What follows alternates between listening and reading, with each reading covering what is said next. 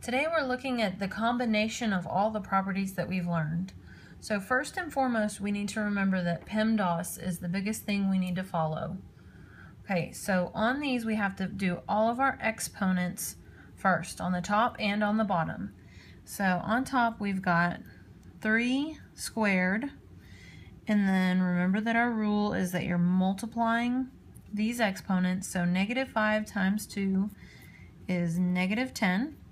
And that's a 1 there. 1 times 2 is 2. And 4 times 2 is 8.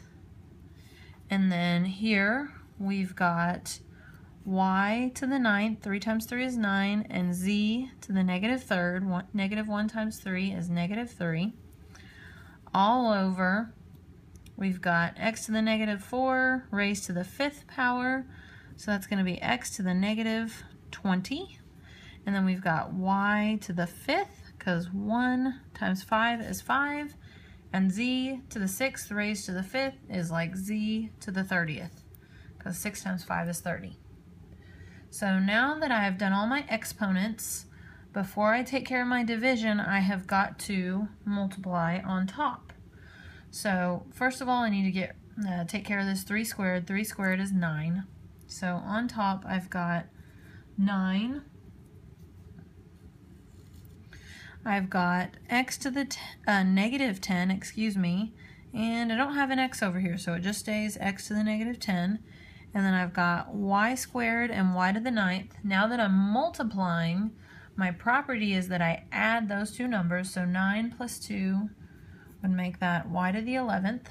And then here, z to the 8th times z to the -3rd is going to make z to the 5th, because 8 plus -3 is 5. And then here on the bottom, I'm just going to go ahead and transfer, because there's nothing I need to take care of on the bottom. So now that I've taken care of my exponents, I've taken care of my multiplication, now I can start to divide. So the only number I have here is 9. I don't have anything to reduce it with on bottom.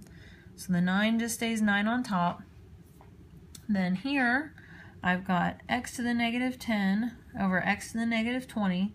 So remember, our property here is subtraction. So that's like -10 minus -20. So that minus negative becomes positive. And -10 plus 20 is 10. So that's x to the 10th.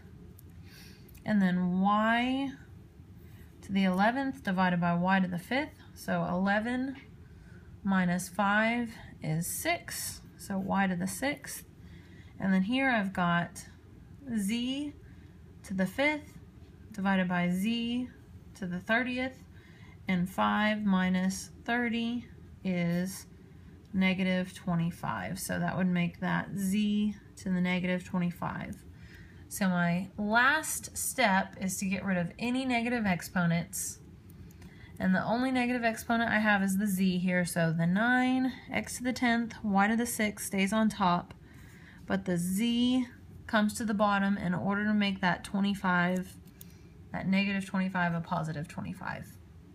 Right, that's our final answer. Okay, one that we haven't looked at yet is something where the entire division, the entire fraction gets squared or raised to some power.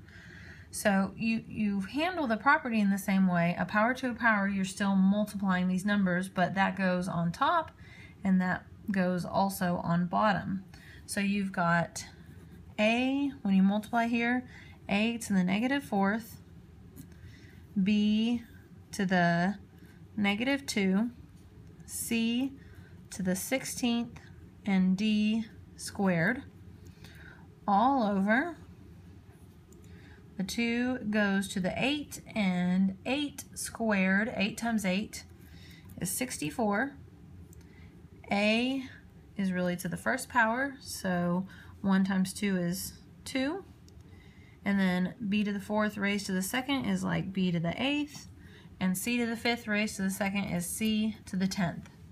So now that we've taken care of that, we don't have any multiplication on top or on bottom that we need to take care of, so we can begin to divide. So there's no number in front other than 1, and 1 over 64 does not reduce, so I just keep my 64 on bottom. So my a's here, I've got a to the negative 4 divided by a squared. So that's like negative 4 minus 2. So that's going to make an a to the negative 6 on top.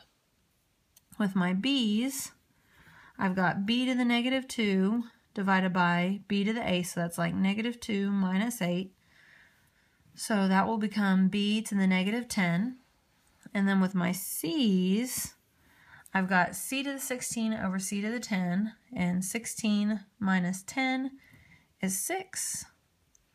And then I can't do anything with this poor d squared. There's nothing to reduce or anything, nothing to do with him. So my last step here for my final answer, I'll come down here and write it, is I need to take care of anything that has a negative exponent. So just those two.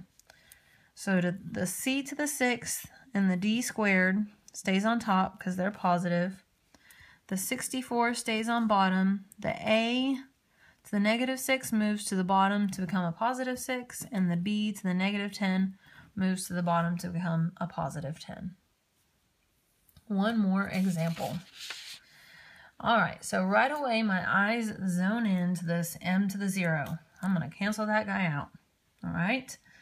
Next, here, 5 to the negative 2. I'm going to tackle that in just a minute. I'm just going to rewrite that as is. Okay, I've got n to the negative 1 divided by n to the negative 3. That's like negative 1 minus negative 3. So that becomes positive, and that equals 2. So that's like n squared. And then p divided by p to the 7th. So that's like 1 minus 7, which is negative 6. So p to the negative 6. So my last, or one of my last steps here is anything with a negative exponent, and in this case it's my number and my p. It needs to come to the bottom. So the n squared stays on top. It's positive. The 5 to the negative 2 becomes 5 to the positive 2 when it moves to the bottom. And the p to the negative 6 becomes p to the positive 6 when you put it on bottom.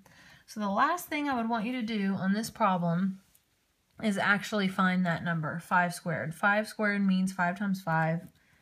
So that's going to make 25. P to the 6 on the bottom.